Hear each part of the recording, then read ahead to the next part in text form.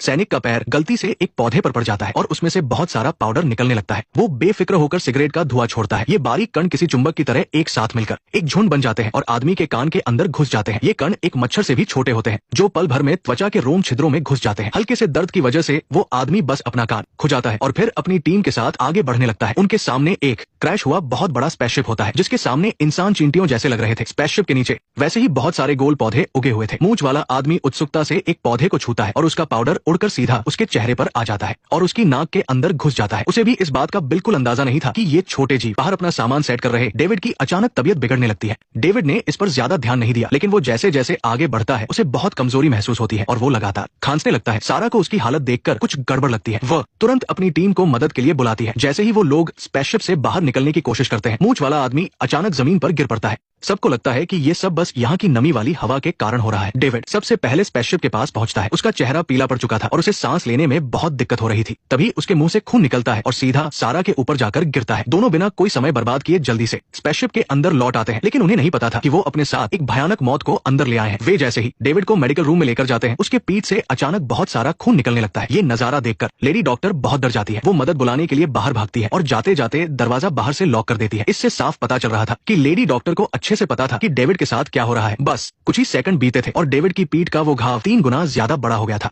सारा धीरे धीरे उसके पास जाती है और अपने हाथों से डेविड के दर्द को कम करने की कोशिश करती है। तभी उन दोनों के सामने एक ऐसा खौफनाक नजारा आता है जिससे उनकी रूह कांप जाती है। डरपोक डॉक्टर वहां से उल्टे पांव भाग जाता है। सारा मुड़कर देखती है तो जमीन पर पड़ा वो अजीब सा राक्षस धीरे धीरे रेंग रहा था और भयानक आवाजें निकाल रहा था। वो जैसे ही अपनी बंदूक उठाने जाती है, उसका पैर खून पर फिसलता है और वो जमीन पर गिर जाती है। गिरने की आवाज सुनकर वो एलियन तुरंत उसकी तरफ मुड़ता है। सारा लड़खड़ाते हुए अपना चाकू उठाती है और एलियन भी अपनी झिल्ली से बाहर निकलकर धीरे धीरे उसकी तरफ बढ़ने लगता है। सारा की एक लात से एलियन बुरी तरह भड़क जाता है और सीधा उसके चेहरे पर हमला कर देता है। तभी वो लेडी डॉक्टर अपनी बंदूक लेकर वापस लौटती है। एलियन की पूंछ देखकर ही अंदाजा लगाया जा सकता था कि सिर्फ कुछ ही मिनटों में उसका आकार कई गुना ज्यादा बड़ा हो गया था। डॉक्टर जैसे ही गोली चलाने लगती है, वो भी जमीन पर पड़े खून की वजह से फिसल कर गिर जाती है। आवाज से एलियन का ध्यान फिर से उसकी तरफ जाता है। वो डॉक्टर डर के मारे रेंगते हुए बाहर की तरफ भागती है और किसी तरह एंड मौके पर एलियन को उसी रूम में बंद कर देती है। लेकिन एलियन बहुत चालाक था। वो जानता था कि शीशा सबसे कमजोर हिस्सा है। इतनी देर में डॉक्टर किसी तरह दोबारा अपनी बंदूक उठा लेती है और अंधाधुंध गोलियां चलाने लगती है, जिससे गलती से वहां रखे एक कंटेनर में ब्लास्ट हो जाता है और वो डॉक्टर तुरंत ही आग की लपटों में घिर जाती है। लेकिन वो एलियन बहुत चालाकी से स्पेसशिप के बाहर भाग निकलता है। वहां पहुंचा कैप्टन अपनी आंखों के सामने उस स्पेसशिप को धमाके में उड़ते हुए देखता रह जाता है। अब उनके पास यहाँ से निकलने का कोई रास्ता नहीं था। पीछे आ रही टीम अभी कुछ समझ पाती तभी मूंछ वाला आदमी भी बदलने लगता है। सब लोग मिलकर उसे कसकर पकड़ने की कोशिश करते हैं, लेकिन इस बार एलियन का जम और भी भयानक था। वो सीधे उसके मुंह को फाड़कर बाहर निकलता है। वो छोटा राक्षस जमीन पर गिरते ही बिना किसी को कोई मौका दिए चालाकी से झाड़ियों के अंदर छिप जाता है। सब लोग